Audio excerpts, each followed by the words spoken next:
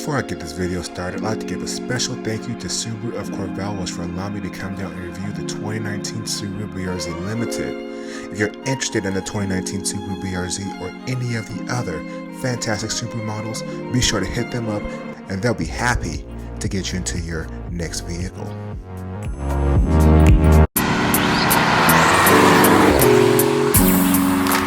What's going on? This is Big G from RYDIN and welcome to another episode of Testing Rides. Today, I'm going to be testing out the 2019 Subaru BRZ Limited.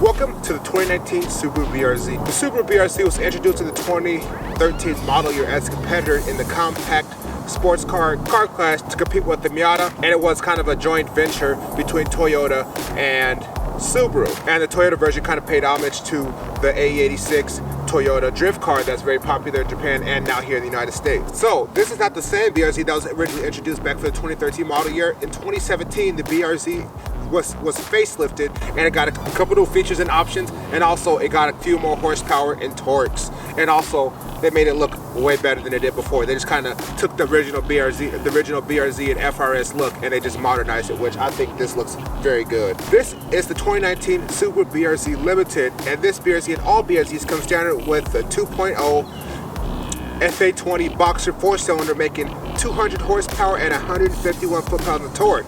Before you get in the comment sections below and tell me how wrong I am, it only has 200 horsepower because this is the automatic model. Nobody really reviews the automatic model because the driver's enthusiast version is the manual. So it's really I'm really curious when they got this in. I was really curious to see how good the automatic transmission is.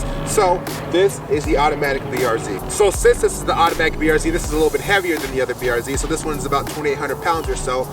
And because this is the automatic, it gets better gas mileage at 24 in the city and 33 out on the highway, which honestly is pretty good for a little compact little sports car like this. I mean, honestly, it probably should get better, but you know, it's not that big of a deal. I think it's 24 city 33 is still pretty good. But this car is supposed to compete directly kind of with the MX-5 Miata, and this car is 300 pounds heavier than the heaviest Miata, which, you know, that's just information that you probably would like to know. So this is the 2019 Subaru BRZ Limited, and the Limited starts right under 29,000. I believe that you can get a cheap one for about 27,000 or so. And if you want an even cheaper version of this car, you can get the Toyota 86, which is the kind of the base model version of this car.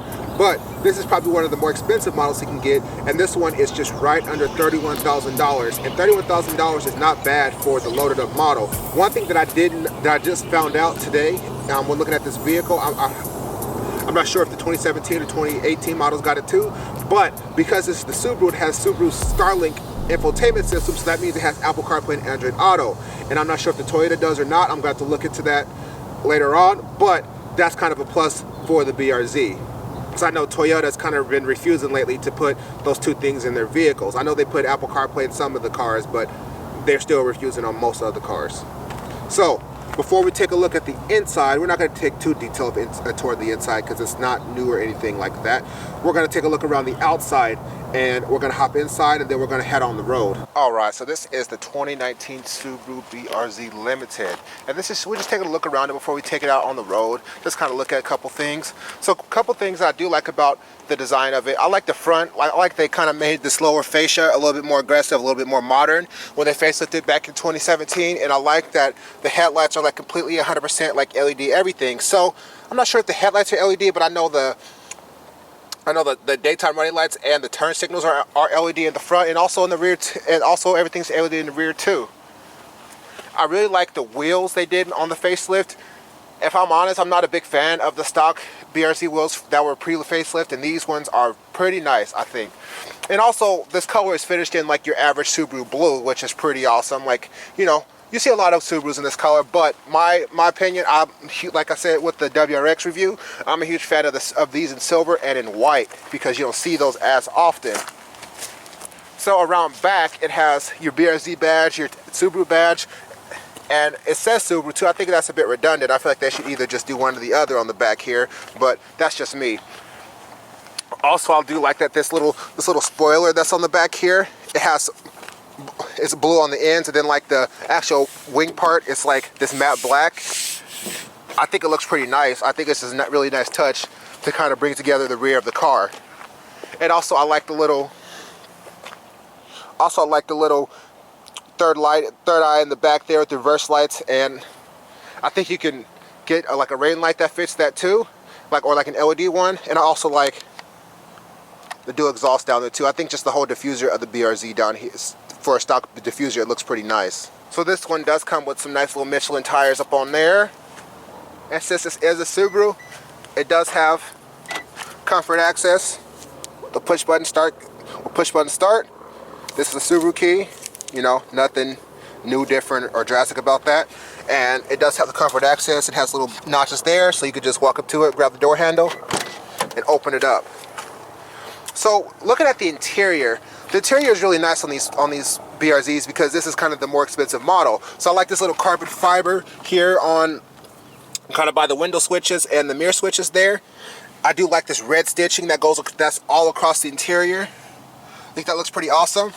And these seats look really nice. Like they say BRZ right there in the middle, and also like they have the red stitching, and they're like a black leather and Alcantara which is pretty nice. And it has some nice size cup holders that are removable, and you can change them around. All right, let's hop in here and let's kind of look at the dashboard and everything. All right, here in the interior of the BRZ, it's pretty nice in here. Like, you know, I'm a big dude and I kind of fit, and we'll get into that on the driving portion more.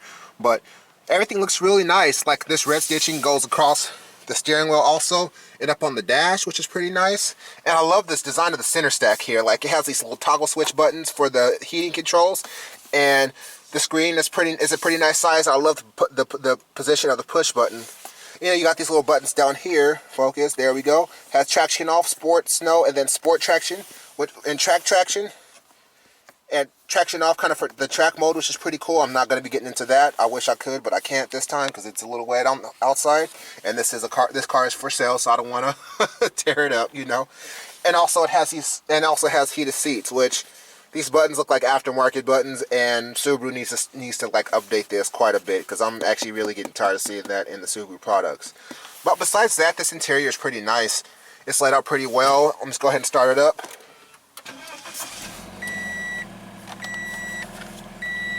And I like that the little gauge is digital here. You got your performance data there, fuel economy, distance to empty, and settings and things like that. I think that's pretty nice. And also in the center, it's like a digital, and there's also a backup camera, which is nice. And I do like that. It's like a little digital gas gauge and a digital speedometer in there. I think it looks pretty cool, and I like that. I just like the way this car is set up. It's pretty nice. You know, it's my first time driving one of these, and you know, I'm pretty impressed with the interior. Like, there's not too many cheap plastics in this one, just because this is the BRZ. Like, there's a couple here, but everything else feels pretty well put together, to be honest, for a $30,000 car. But this car is not really about like all this interior and things like that. It's really about how it handles. So let's go ahead and get on the road and see how it does.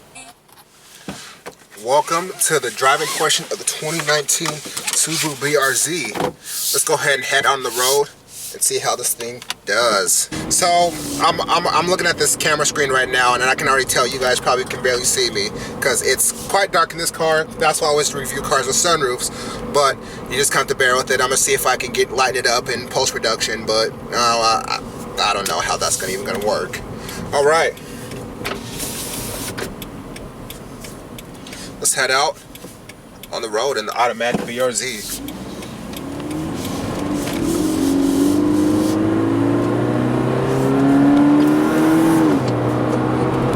All right, hopping out of the road in the automatic BRZ. The first thing I notice is it actually rides pretty decent for a sports car. Like, I expected this car to be a little bit stiffer, but it's not bad. Like, you hit broken pavements in the road, and like, you know, it's not like my back is broken. I mean, it's not the softest, it's not a Lexus, but it's not like, you know, my back breaks too over the bumps. power is actually not that bad. This has 200 horsepower and, you know, it's 2,800 pounds, but like, it's not as, excuse me, it's not as painfully slow as I originally thought it would be. Don't get me wrong, it is pretty dang slow. It's just mainly because it doesn't have torque. Because, like, I mean, this car doesn't have much more, this car doesn't have any more horsepower than my GTI does, but because it has way less torque, it feels way slower than it should be. But for the most part, it's not bad at all. So let me address kind of the elephant in the room with this car is the transmission.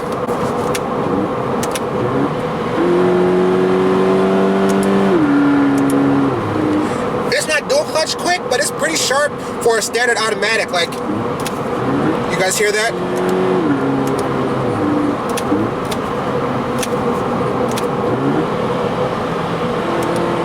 Yeah, it's decently quick for just a standard transmission. I'm actually pretty impressed, honestly. Let's go around some corners.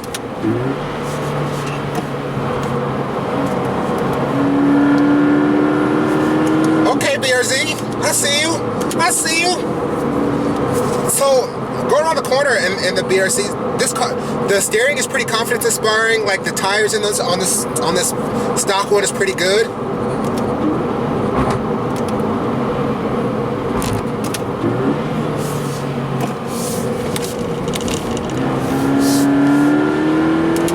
That's pretty nice, but like, even though like it does have some pretty decent tires on here, I still kind of feel some rotation when going around the corners pretty quickly. It kind of gives this car a little bit more confidence going around the corners. I understand why people love this car now. Like, I've always liked the look of it, but I have never driven one. And let me tell you why I'm reviewing the automatic BRZ. Well, it's mainly because you guys know I'm a big dude. I'm over 6 feet tall and over 350 pounds. But also, what you may not know is I wear a size 15 shoe. And with a guy my size wearing a size 15 shoes, the pedal box is too small with the manual, so I can't really drive the manual transmission model comfortably. So like, when the automatic one popped up, this is definitely probably the one that I probably would get because it's the one that I can drive comfortably. And as you can see by the other video, I do know how to drive a stick. It's just due to the small pedal box, it makes more sense for me to drive or own the automatic version of this car, which, you know, it's better than you would think it is. It's a very good, very smooth transmission. I'm actually very impressed with it. The only thing that keeps happening, you guys just see I hit that bump. I like hit my head a little bit because I am pretty tall. So, I mean, that's the only problem that I have with this car. But for the most part, like, I fit in this car pretty good for being a big guy. And it's a small car, but it's, you know, it's decently roomy. It's not as bad as you would think it is. And that's pretty cool, honestly. Like, I always thought these cars were just too small for me, but I did lose like 150 pounds over the last like year and a half. If you don't believe me, go look at some of my videos from earlier in kind of my YouTube kind of career, and you'll see I was bigger. I mean, I still have a lot to lose, but you know, with that weight, with that weight drop that I had, I am a lot more comfortable in this car than I used to be. I'm honestly pretty impressed with this car. Like, the suspension is really comfortable, the steering is really good, the paddle shifters respond pretty quickly, the transmission's very good, like, the power is not that bad, it actually sounds pretty good. My only complaint is kind of loud in here. I don't know if you've noticed that or not, but it is quite loud in here, actually. You know, it has really good features with Apple CarPlay and Android Auto in this little car, and heated seats, and, you know, sport mode, traction control off, and all that. You know, the seats are really comfortable. Like, it's not bad. Like, I can sit down and just, like, I probably could do quite a few miles in this car. It's not the most comfortable in the world, but it's actually more comfortable than you may think. The only couple things that I wish this car is missing from like both the Toyota and the Subaru aspect is like adaptive cruise control. I really would like to see adaptive cruise control in this car, because that's the one thing that would be missing for me.